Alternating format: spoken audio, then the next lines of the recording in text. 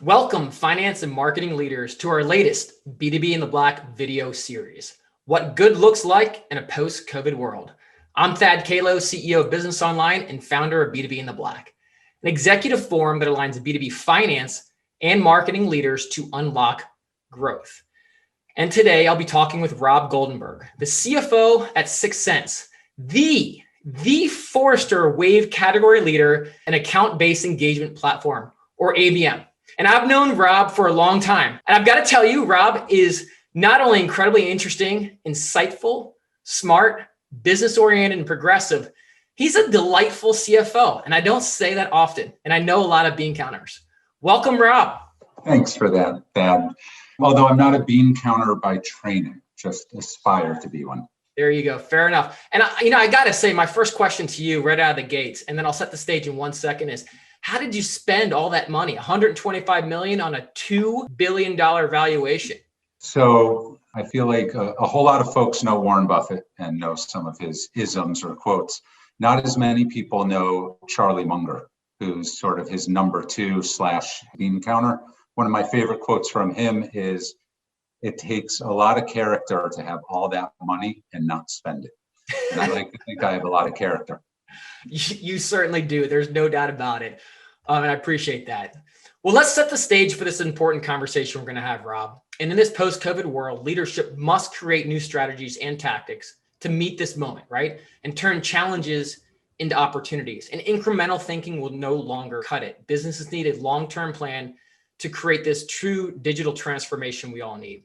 And Rob, based on your 15 years of experience as an investment banker and your passion for data-driven management, you champion the 6-quarter rolling forecast, the best practice for agile planning and fact-based decision-making. So let's just start with the obvious question for those who don't know, and specifically marketers, right? What exactly is the 6-quarter rolling forecast?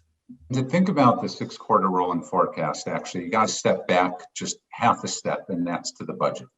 Because everybody knows what a budget is. I think for the most part, folks have a visceral negative reaction to just the word budget or the idea of a budgeting process and how it plays out in day-to-day life within a B2B organization, which is you're fighting for budget. The way I look at it, I come at it from a little bit different angle. And it's an angle that I think folks know and would agree with, but they don't necessarily think about, and they don't think about how to solve it. And the 6-quarter rolling forecast is the solve. And the problem that it's solving is that the budget is wrong the day it's approved, right? It's immediately out of date.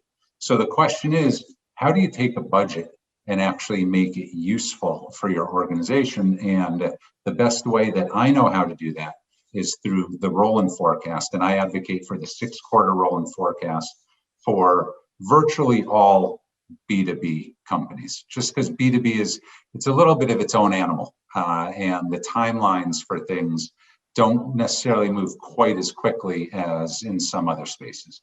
So what it means simply is you're rebudgeting or reforecasting. I advocate for once a quarter. And what you want to do is you want to look out for 6 quarters or 18 months. And when I say look out for that period of time, really what that means is taking a financial view of the world and an operational view of the world as you sit here today and rolling that forward and making those two align and make sense. Well, let me ask you this. When I hear that, and that was a fantastic way of bringing that to light, and an incredibly important tool, especially in the tool chest of leadership today, specifically in this period of time. How do you help folks get comfortable with the fact that as you're doing a rolling forecast, your targets are going to change? I would have to assume at some point you're not able to hit the same level of profitability or top line based on a forecast. So what happens next? Do you create realignment? Or are you creating a conversation for reinvestment so you can hit those forecasts? Maybe we'll start there. It's interesting that you go there, that you go to the not going to hit your targets, because where we are now is a place where many B2B companies are going to exceed their targets. Sure. And doing the rolling forecast is just as relevant. In fact, in many ways, it's more relevant when you're exceeding your targets than when you're missing them. And you can see two sort of perfect case in points, one being at the beginning of COVID, and the other is where we are now.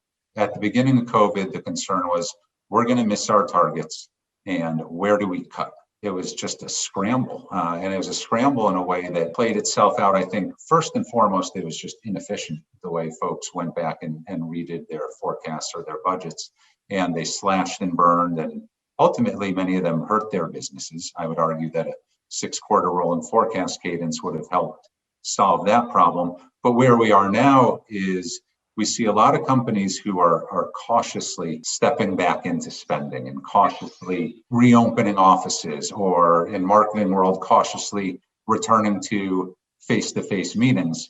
That's where this idea of a rolling forecast becomes even more important. And let's take a minute and talk about the example of doing in-person events. Right. And ultimately, I think that the two reasons you do in-person events are pipeline and just generally being there with your customers, right? There's all types of secondary and tertiary positive impact of that. But that's just sitting in a silo in a marketing org. They're saying, oh yeah, let's get back to the in-person events. This is what we're going to get out of it. But it doesn't align anything about going back to in-person events with the entire rest of the company. And as sort of the economy is coming back, sales are coming back, things are seemingly going better, you need that alignment. And the rolling forecast gives that to you. So let's take it one more step.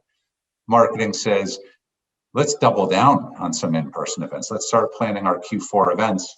And by the way, we think that our pipeline generation forecast for Q4, we could beat that by 50%.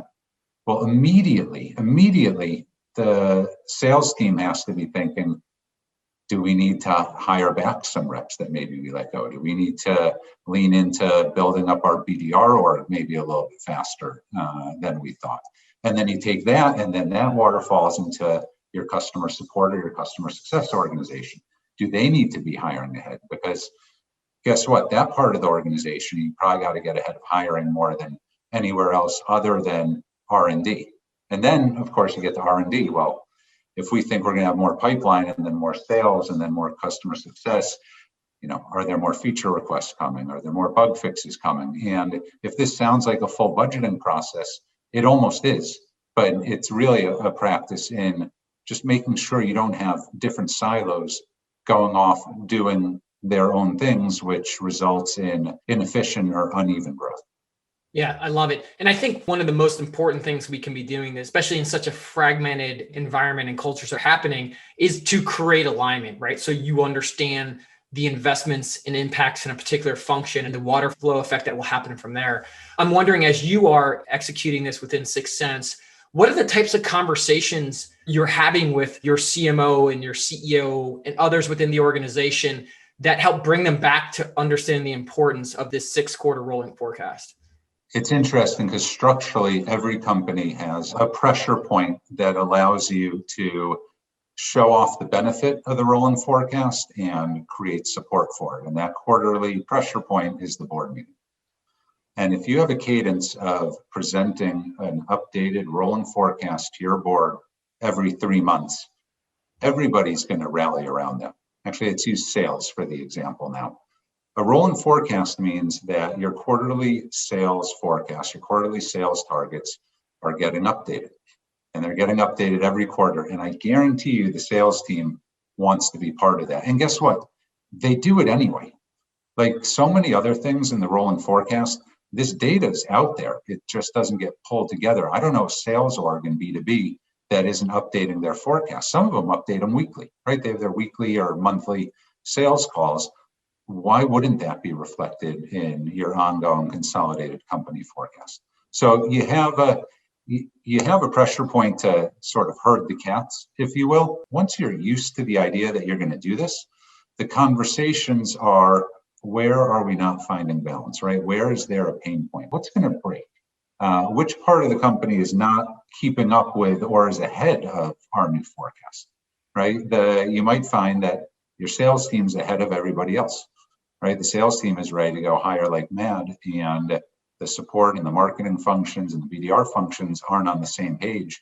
And the conversation is, well, is sales out ahead and we need to catch up, or is sales out ahead and let's ratchet that back a little? And then ultimately, if you do it right, the conversation becomes a conversation around the data points that would go into making that decision. Data points, some common ones are, well, how's sales attainment? Well, if sales attainment's great, you're probably going to lean more towards, hire more and spend more on marketing and the BDRs and customer support.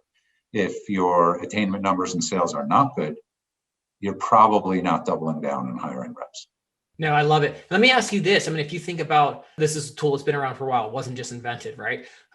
What's changed in terms of how this was implemented in the past and how it's being implemented in this very volatile environment that we're in today, Rob? I think the number one change is that companies have just gotten away from the Mike Tyson quote. I can never remember the quote, but I love Mike Tyson because he's funny in that movie where they go to Vegas. But it's something like, everybody has a plan until they get punched in the face. That's right. Right. And we had our punch in the face. And in many cases, it caused us to just sort of drop some of that rigor around planning, right? Because the rolling forecast, just like you said, that it's been around for a long time. Companies used it, but they've gotten away from it.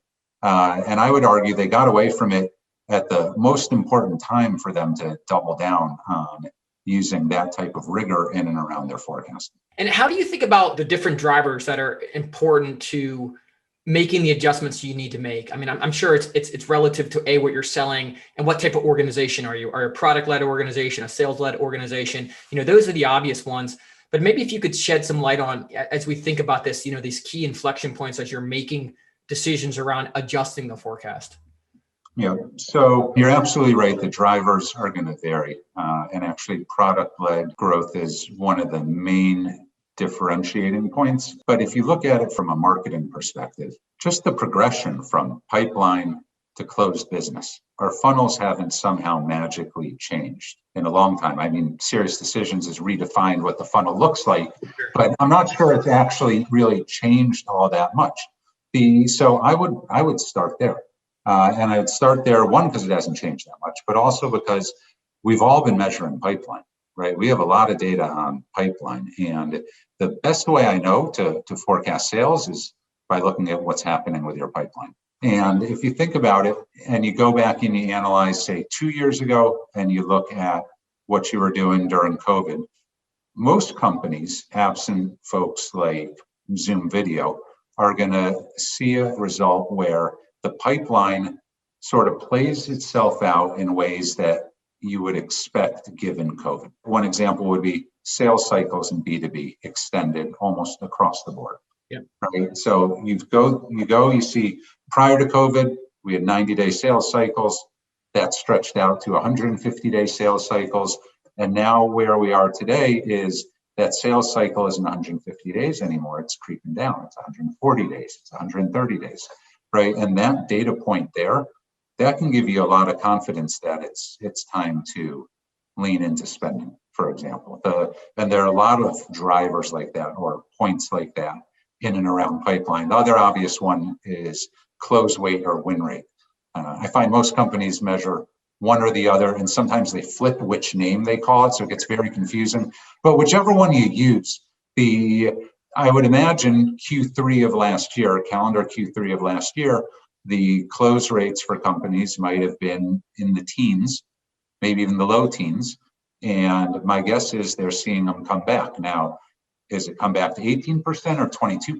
And how does that compare to pre-COVID? And if you're getting close to pre-COVID levels, time to start spending, time to start hiring. If you're not, then you got to dig in further and say, oh, yeah, what's still going wrong here?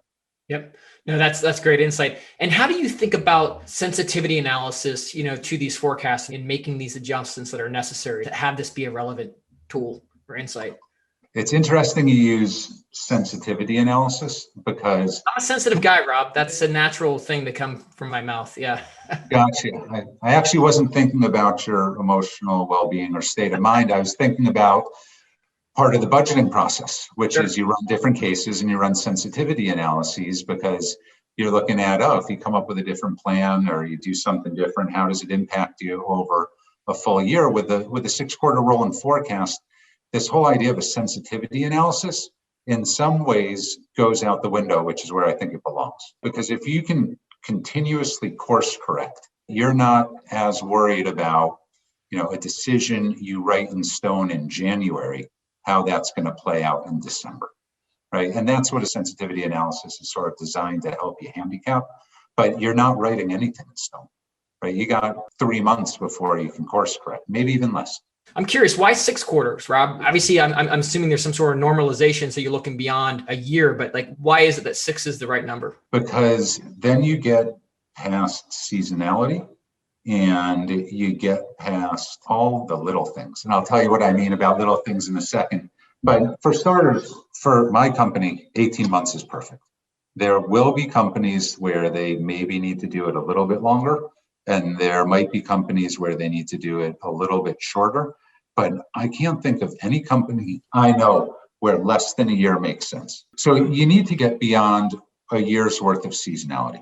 And if you think of it in its simplest form, if Q4 is your biggest quarter and you're sitting here in January, you better be including Q4 in this. I would say that if you really want to be able to plan in B2B, you have to look at least 1 quarter beyond that, maybe even 2. And guess what? Your 6th quarter forecast is probably going to change wildly, but things move so slow in B2B. I mean, you have companies or you'll have deals, maybe even not companies, where you have a 200-day sales cycle. Heck, we've had deals that are 400-day sales cycles. Yeah. I'd like to keep, 98% of our deals within the window of that rolling forecast.